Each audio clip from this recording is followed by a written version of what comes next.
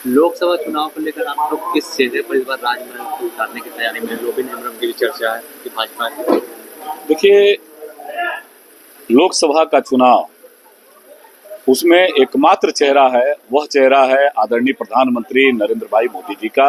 वह चेहरा है कमल फूल का। वह चेहरा है आदरणीय राष्ट्रीय अध्यक्ष जेपी नड्डा जी का। और भारतीय जनता पार्टी के कार्यकर्ता, हम तो समाज के लिए काम करने वाले लोग हैं। सामान्य जनमानस आज मोदी जी के साथ खड़ा है। एक आम आदमी भी आज मोदी मोदी मोदी जहां भी कार्यक्रम होता है तो शायद नेता का नारा कम लगता है, केवल सभी जगह पर मोदी मोदी मोदी का ही गूंज आ रही है। इसलिए आदरणीय प्रधानमंत्री नरेंद्र भाई मोदी जी की गारंटी पर जनमानस का विश्वास है। और ये जनमानस को यह भी विश्वास है कि मोदी जी ने गारंटी दिया है तो यह गारंटी निश्चित रूप से पूरी होगी, इस बात की गारंटी है। कैंडिडेट कौन होने वाला है इस बार वहाँ राजमहल? कमल फूल, कोई तो होगा भारतीय चर्चा। जनता पार्टी का कैंडिडेट कमल फूल है और पार्टी के कार्यकर्ता उस कमल फूल के साथ खड़े हुए हैं। लोबिन हेम्ब्रम के साथ कुछ पार्टी की बात चल रही है क्या? भारतीय जनता पार्टी में जो हमारे विचार को समर्थन करने वाले समूह है, सबका अभिनंदन है, सबका स्वागत है। और निश्चित रूप से जो भारत माता की जय कहने वाले लोग हैं, इस मोदी जी के गारंटी पर विश्वास करने वाला जो समूह है, उनका अभिनंदन है, स्वागत है। पार्टी का राष्ट्रीय नेतृत्व, शीर्ष राज्य का नेतृत्व मिल करके कुछ तय करेंगे, देखते हैं। लोकसभा चुनाव में भी क्या संथाल में जो बांग्लादेशी घुसपैठिया का मामला है उस पर ही लड़ा जाएगा? आप सदन में भी हमेशा उठाते हैं मामला, इस बार भी निश्चित रूप से मैंने इसलिए कहा कि कोई जाति समूह का ये लड़ाई नहीं है।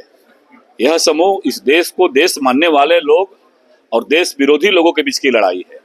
इसलिए कोई विदेशी आकर के हमारे संसाधनों पर कब्जा करता है, हमारी जमीन पर कब्जा करता है, तो यह किसी धर्म का विषय नहीं हो सकता है। और इसीलिए ये मुद्दे तो निश्चित रूप से प्रभावी रहेंगे ही, हर समय प्रभावी रहे हैं और ये लगातार चलता रहेगा।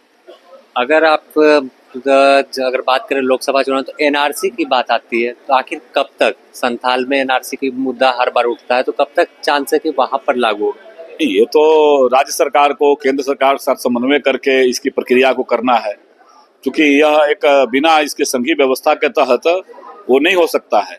इसलिए राज्य सरकार को, क्योंकि मुझे सदन में यहाँ की जनता ने भेजा है, राज्य की सबसे बड़ी पंचायत ने भेजा है, इसलिए इस पंचायत में हम जनता की आवाज को उठाते हैं और तब तक उठाते रहेंगे जब तक ये प्रक्रिया पूरी नहीं होती है। आपने एक दिन पहले भी मामला उठाया था सदन में, तो नई सरकार है, नई मुख्यमंत्री है, तो क्या कुछ बातें हुई क्या आसपास में? नहीं, अभी तक तो सरकार तुष्टिकरण के पुराने रास्ते पर ही चल रही है, लेकिन मैं आशा करता हूँ कि जिस प्रकार से झारखंड के बदलाव हो रहे हैं, झारखंड की जनसंख्या की असंतुलन हो रहा है, जल जंगल जमीन पर कब्जा हो रहा है, तो निश्चित रूप से सरकार किसी की भी हो, आने वाला समय में तुष्टिकरण की राजनीति को छोड़ करके और उनको देश के साथ चलना पड़ेगा, यहाँ के लोगों के हितों के बारे में बात करना पड़ेगा।